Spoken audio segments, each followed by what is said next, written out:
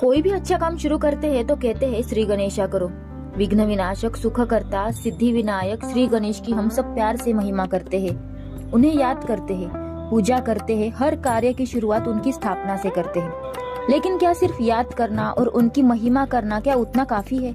क्यों ना उनसे प्रेरणा ले, उनकी विशेषताएं, उनकी शक्तियां अपने जीवन में धारण करते हैं और सिर्फ श्री गणेश जी की महिमा ना करें, खुद ही श्री गणेश जी बन जाए। श्री गणेश जी के अगर हम एक एक अंग को देखें, वो हमें सही जीवन जीने का तरीका और ज्ञान को अपने जीवन में कैसे लाना है उनकी धारणा सिखाता है। सबसे पहली चीज जो सर है, मस्तिष्क, वो बहुत बड़ा मतलब विजडम एंड विशाल बुद्धि। फिर दूसरी चीज जो आंखें है वो बहुत छोटी, सर इतना बड़ा लेकिन आंखें इतनी छोटी।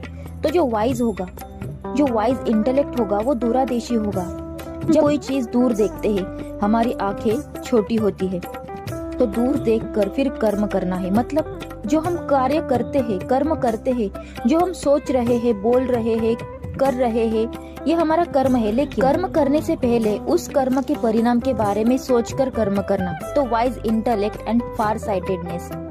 फिर मुंह छोटा तो कम बोलना लेकिन कान बड़े ज्यादा सुनना, तो talk less and listen more. अब कान सिर्फ बड़े नहीं है, कान सूप जैसे है। तो सूप क्या करता है?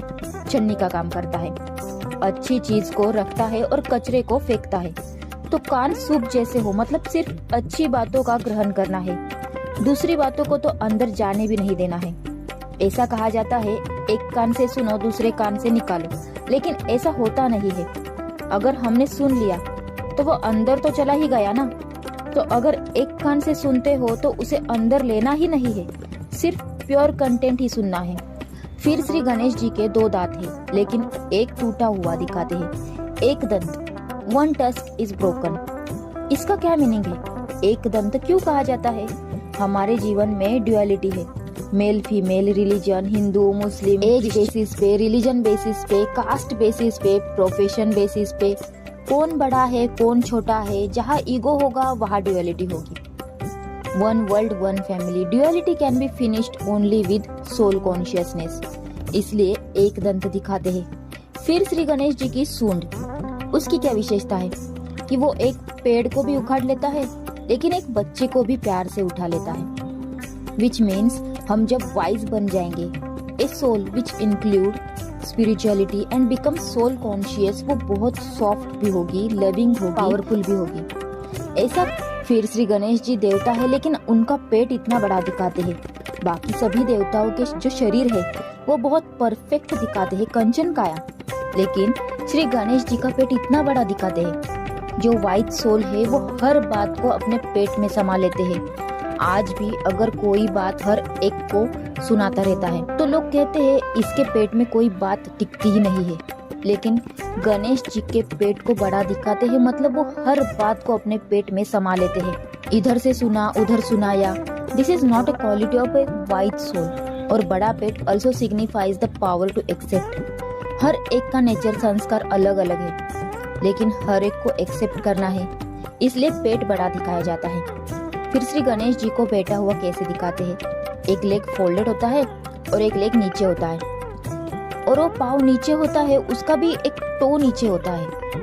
और हर मूर्ति के एक पाँव नीचे और एक पाँव फोल्डेड होता है। विच मीन्स इस दुनिया में रहना है तो पाँव नीचे। Spirituality does not mean move away from the world, away from the people, stop working. No, पाँव दुनिया में रहेगा, सब कुछ करना है, सबके बीच रहना है, सारे रिश्ते निभाने हैं। Do everything but do not let anything influence अस।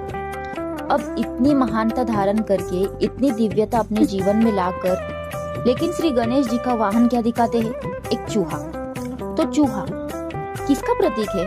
अगर हम देखें तो चूहा सारे दिन कुछ ना कुछ कुरेदता रहता है। खाने की चीज नहीं भी होगी तो भी कोई वायर है, कोई प्लास्टिक है, कुछ भी चीज को वो कुरूर कुरूर करता रहता है। ये हमारी कर्म इंद्रियों का प्रतीक है। सारा दिन कुछ भी देख रहे हैं, कुछ भी सुन रहे हैं, कुछ भी खा रहे हैं, नहीं भी जरूरत तो भी पीते जा रहे हैं। तो चूहे की तरह कर्म इंद्रियों पर संयम खत्म हो गया है।